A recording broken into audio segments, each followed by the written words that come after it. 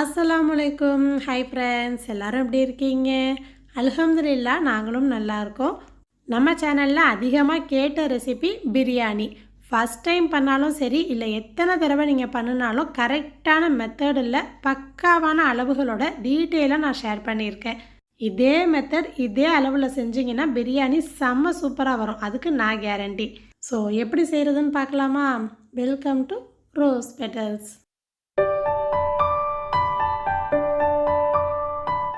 இன்றைக்கி 1/2 கிலோ அளவுக்கு மட்டன் பிரியாணி செய்யலாம். இது 4லேருந்து 5 பேருக்கு தாராளமாக இருக்கும். நான் இன்றைக்கி 600 கிராம் கிட்ட முள்ளும் கறியுமா மட்டன் கலந்து எடுத்திருக்கேன். இப்போது அரிசி 500 கிராம் 1/2 கிலோ எடுக்கிறோம் அப்படின்னா இந்த மாதிரி 100-200 கிராம் மட்டன் அதிகமாக சேர்த்தாலும் நல்லாயிருக்கும். 1/2 கிலோ அரிசிக்கு 1/2 கிலோ மட்டன் அந்த மாதிரி சரி பங்காக சேர்த்தாலும் நல்லாயிருக்கும். ஆனால் அரிசி அதிகமாக மட்டன் கம்மியாக சேர்த்திங்கன்னா அந்தளவுக்கு டேஸ்ட்டு வராது. நான் சொல்கிற அளவு எல்லாமே 1/2 கிலோ சோறுக்கு சொல்லிட்டு வரேன்.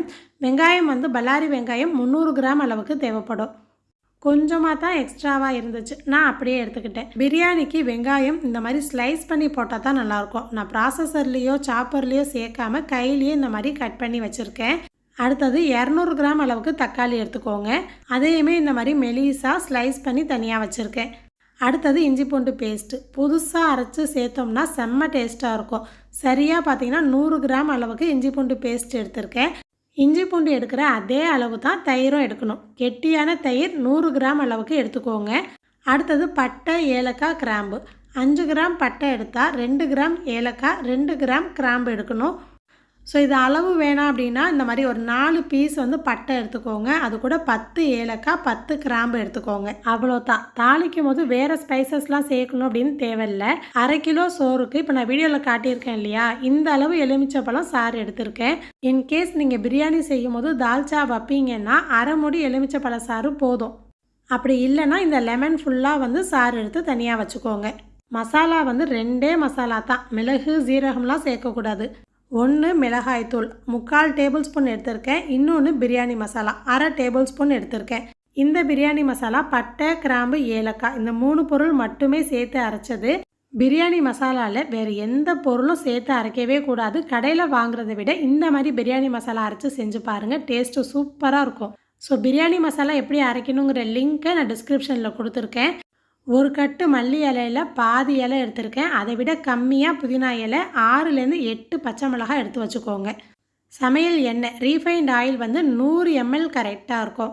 இப்போது மெஷரிங் கப்பில் எடுக்கிறீங்கன்னா 1/2 கப் மெஷரிங் கப்பில் 3/4 பங்கு எண்ணெய் எடுக்கணும்.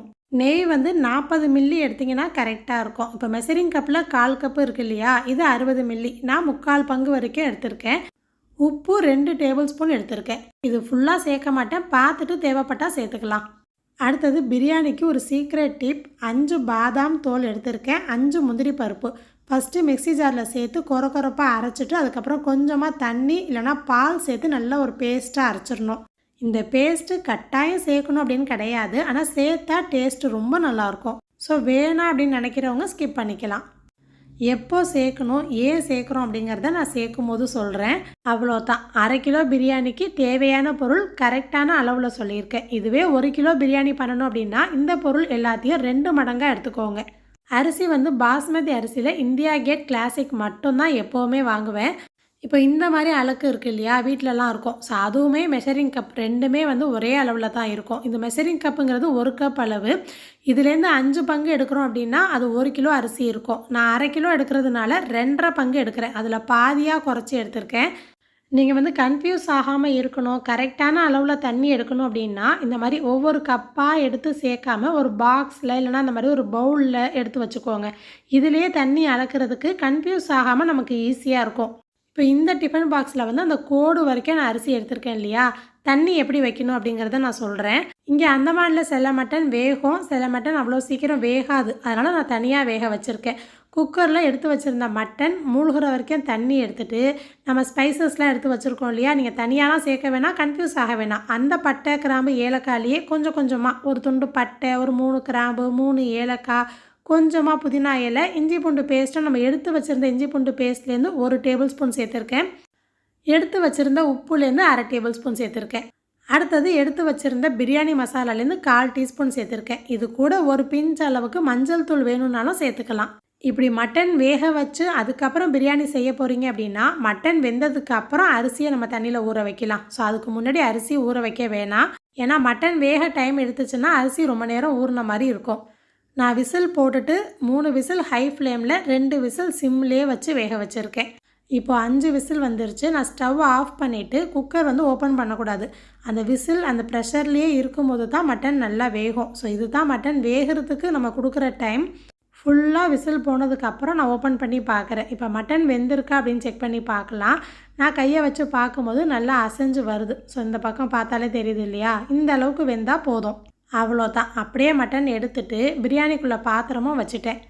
இப்போ தான் மட்டன் வெந்துருச்சு இல்லையா? இப்போ நம்ம அரிசியை களைஞ்சிட்டு ஊற வச்சிடலாம். நம்ம வெங்காயம்லாம் வதங்கி வர்றதுக்குள்ளே இந்த அரிசி ஊறுறதுக்கும் டைம் கரெக்டாக இருக்கும். அரிசி வந்து களையும் போது நல்லா அழுத்தம் கொடுத்து களையக்கூடாது. கை வந்து உரசுனாப்பில் எடுத்து களையணும். அப்போ தான் அரிசி உடையாமல் இருக்கும். ஆனால் 2 தடவை கண்டிப்பாக களைஞ்சிடணும். நம்ம தம் பிரியாணி தான் பண்ண போகிறோம், வடித்து போடலை. நீங்கள் அரிசியை வடித்து பிரியாணியில் செய்ய போகிறீங்க அப்படின்னா அதுக்குமே இந்த பொருள் எல்லாமே இதே அளவில் தான் எடுக்கணும். இப்போது 2 தடவை நல்லா தண்ணியில் அலசிட்டு 3வது தண்ணியில் அரை மணி நேரம் ஊற வச்சுட்டேன். நிறைய பேர் கேட்குறது இந்த பிரியாணி சட்டி எங்கே வாங்கினீங்கன்னு. திருச்சி மங்களில் வாங்கினது. இது 1/2 கிலோ ஆக்குறதுக்கு தாராளமாக இருக்கும். இதை விட பெருசு ஒன்று வச்சுருக்கேன், அது 1 கிலோ பிடிக்கும். நல்ல சூடு வந்ததுக்கப்புறமா எடுத்து வச்சுருந்த எண்ணெய் எல்லாத்தையுமே சேர்த்துடலாம். நெய் வந்து பாதி நெய் மட்டும் இப்போ சேர்த்துக்கலாம், மீதியை தம் போடும்போது சேர்க்கலாம்.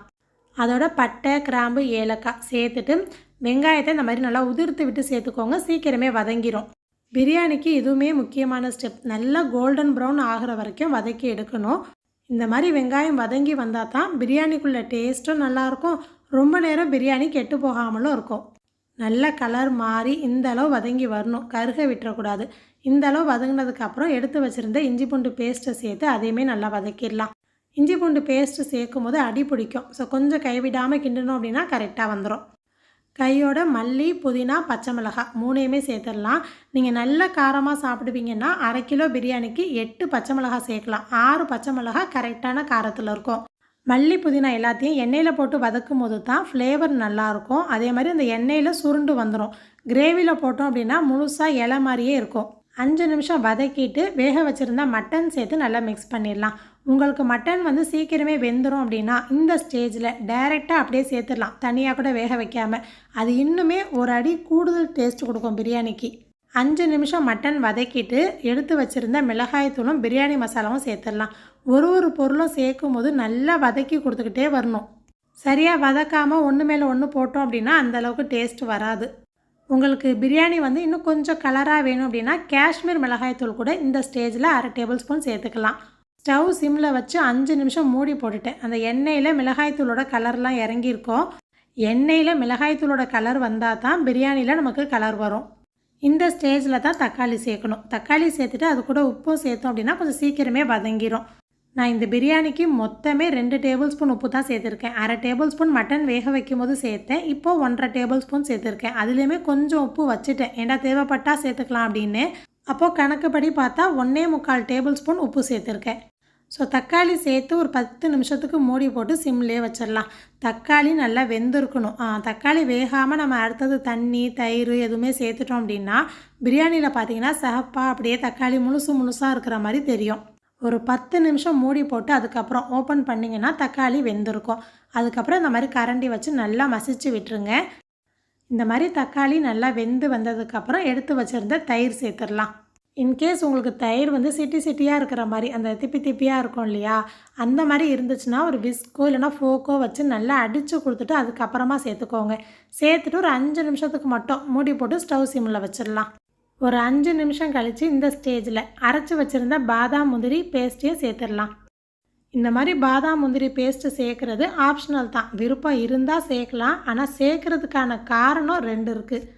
ஒன்று, பிரியாணியோட டேஸ்ட்டை அடுத்த லெவலுக்கு கொண்டு போகும், செம்ம சூப்பராக இருக்கும். அதுக்காக நிறையா சேர்க்கக்கூடாது. 1/2 கிலோவுக்கு 5 பாதாம் 5 முந்திரி அவ்வளோதான்.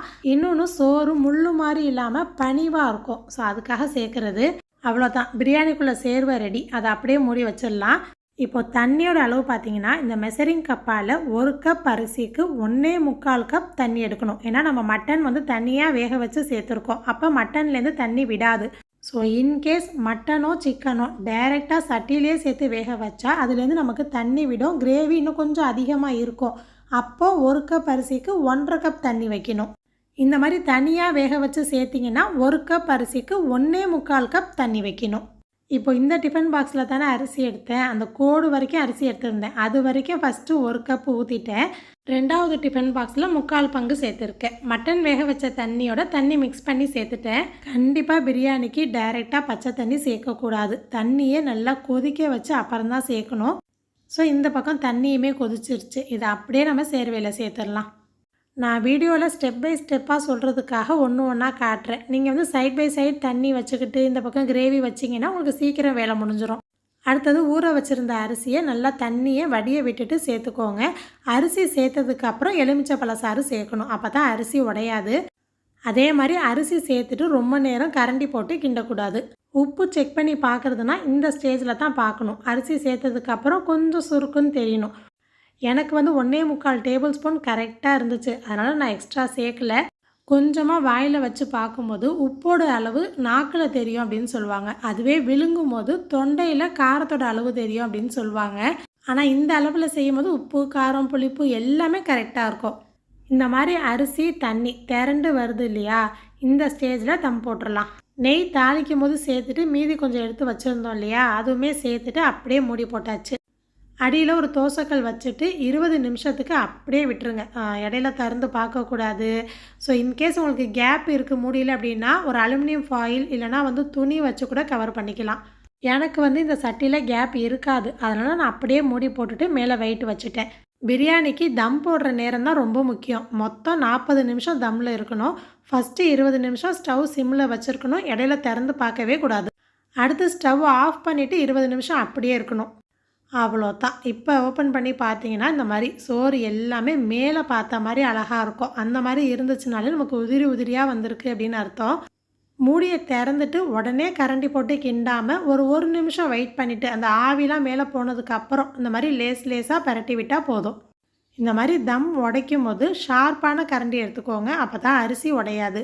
ஒரே ஒரு தடவை இந்த மாதிரி பரட்டி விட்டுட்டு ஸ்டவ்லாம் ஆஃப் பண்ணிவிட்டு அப்படியே மூடி போட்டு 5 நிமிஷத்துக்கு அப்படியே விட்டுருவேன்.